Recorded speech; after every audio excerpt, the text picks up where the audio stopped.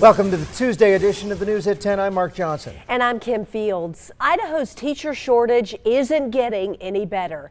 And in a number of school districts, the applicant pool is shrinking. So districts are now forced to hire more and more unlicensed and uncertified teachers to fill Idaho's classrooms. Our Morgan Boydston took a look into the chronic problem and is here to explain what's going on. Well, Mark and Kim, because the problem exists, Idaho has a system in place where teachers can get what are called alternative authorizations. The number has grown steadily over the last few years, but even with that uptick, we still have a shortage across the state.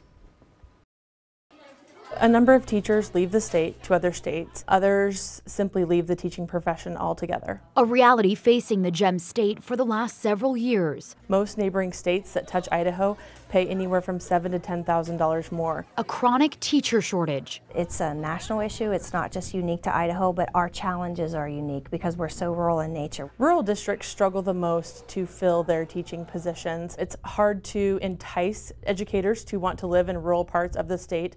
Also, rural districts pay less than urban districts typically, and so you've got that two-pronged sword. But urban districts too, feeling reverberations in tough-to-fill positions.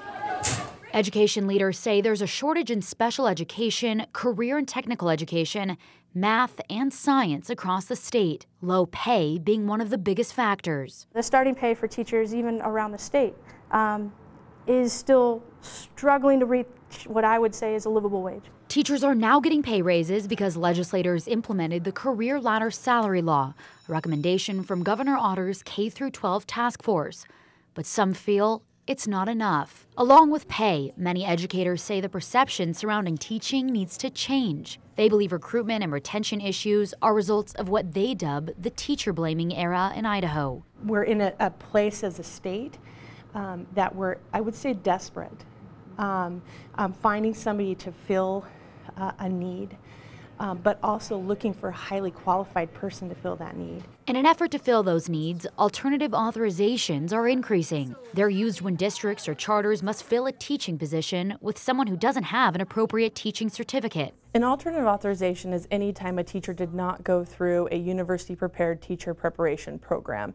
It means they went a different way, whether that's taking a test or completing requirements outside of a university program. Ultimately, the goal is a standard teaching license. The 6 alternate routes vary. For example, one is for current teachers, another for people who have knowledge or industry experience in the subject they're teaching. Teachers on alternative authorizations have 3 years to work towards certification. But in the interim, hundreds are in a classroom without much, if any, teaching experience. Classroom management is a big one. It doesn't mean that they aren't doing a good job. It just means they haven't had the same level of preparation, say, as somebody who's gone through a program. Twin Falls School District stands out as hiring 40 people last school year who either don't have a teaching license or are current teachers or administrators entering a different subject.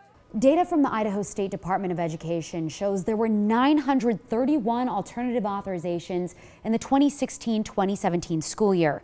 That's nearly 5% of all educators.